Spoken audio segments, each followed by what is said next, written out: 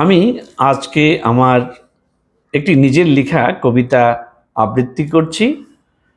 আমার খুব ইচ্ছে করছে যে কবিতাটির যে উদ্দেশ্যে লেখা সেটি সম্পর্কে দুটি কথা বলে তারপর আপনাদেরকে উপস্থাপন করা, নিবেদন করা।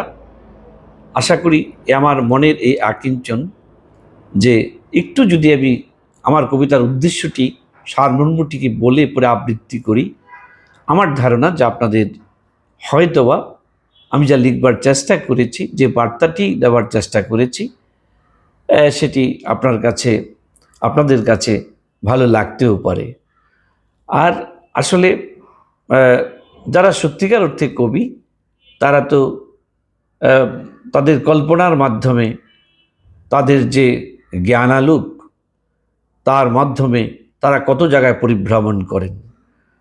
তো সেটির ধারে কাছে আমি না হলেও মাঝে মাঝে আমি যা প্রকৃতিকে নিয়ে ভাবি, এরকমই কি একটি, এবং প্রকৃতির প্রতি আমাদের যে প্রেম, সেটির একটি প্রতিচ্ছবি ধরে তুলবার চেষ্টা করেছি।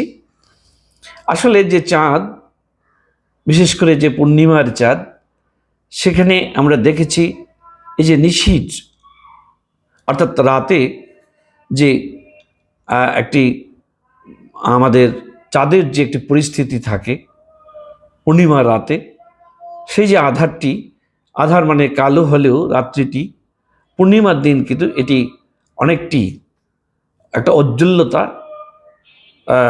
দান করে। পূর্ণিমার রাত কালো হলেও সেদিন পূর্ণিমার রাত কিন্তু কালো হিসেবে দেখি না।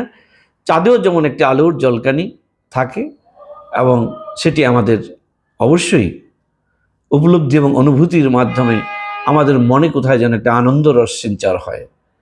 তো আমি যেন বলতে চাচ্ছি সেই রকম একটি সুন্দর পূর্ণিমার রাতে যেই চাঁদটিকে আমি প্রথম দেখব, বা আমি তাকে স্পর্শ করব, বা আমি দেখব, কে আমার আগেই যেন সেখানে চলে গেছে। আমি জিনিসটাকে এমনভাবে চিন্তা করেছি। আমার ইচ্ছে ছিল আমি আগে গিয়ে এই চাঁদটিকে আমি আদর করব, সোহাগ করব, কিন্তু আমার আগে কে যেন সেখানে পৌঁছে গেছে। আর এই যে তার চাঁদের যে উষ্ঠ বা গাল, সেখানে কে যেন একটা কলঙ্ক তিলক দিয়ে এসেছে। অর্থাৎ তাকে আদর করতে গিয়ে তার উপযুক্ত পাত্রকটু সেখানে যায়নি।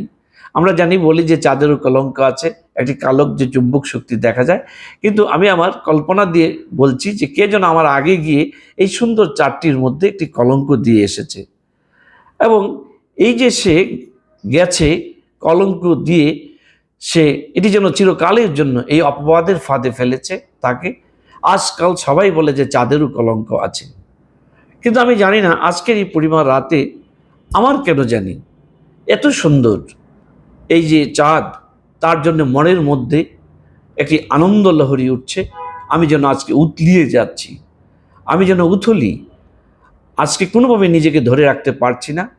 আজ যেন আমার মনের ভিতর যত বাধা বিপত্তি এবং যতই তার কলঙ্ক থাকুক না কেন, তার সেই বাধা বিপত্তিকে অতিক্রম করে আমার হৃদয়ে আজকে যেন গগন বিদারী আনন্দঘন যেন প্রেমের বাড়ি আজকে সিঞ্চিত হচ্ছে। আজকে আমার এই যে আবেগ এবং আমার এই যে বাসনা, তাকে যাব, তাকে আদর করব, তাকে সোহাগ করব, যতই তার কলঙ্ক থাকুক, এটি আজকে কেউ আমাকে বাধা দিয়ে রাখতে পারছে না। সুতরাং আমি সেখানে গিয়ে শুধু যাব না, সেখানে গিয়ে তাকে আমি প্রেম ছড়াবো আমার সেই সুন্দর চাঁদকে, এবং আমি আকুল হয়ে যাব তাকে ছড়িয়ে, এবং তার যে কলঙ্কটি আছে, যে কলঙ্কের কথা বলছিলাম, সেটিকে আমি ঢেকে দেব বা তাকে আমি সরিয়ে দেব। সেই কলঙ্ক আর তার থাকবে না, এবং শক্ত বাঁধন বা বন্ধন তার সাথে দিয়ে আমি তাকে নিজেকে আবদ্ধ করব, এবং চিরকাল তার যে হিয়া বা তার যে হৃদয় ভালোবেসে তার এখানে আমি থেকে যাব, তাকে আঁকড়িয়ে ধরে রাখব। এটি ছিল আমার কবিতার মূল বিষয়বস্তু। এবার আমি আমার কবিতাটি আবৃত্তি করছি। আমার এই স্বরচিত কবিতার নাম দিয়েছি অপবাদের ফাঁদে। আজি এ রাতে পূর্ণিমার আকাশে, নিশির আলোকে অলোক আধারে, কে পশিল আমার আগে প্রিয় মোর চাঁদে? আর শশীর আলোকিত উষ্ঠ গালে কলঙ্ক তিলক দিয়ে আসিল ফিরে। সে কে? বারে বারে চাঁদেরে চিরতরে ফেলিয়া অপবাদের ফাঁদে।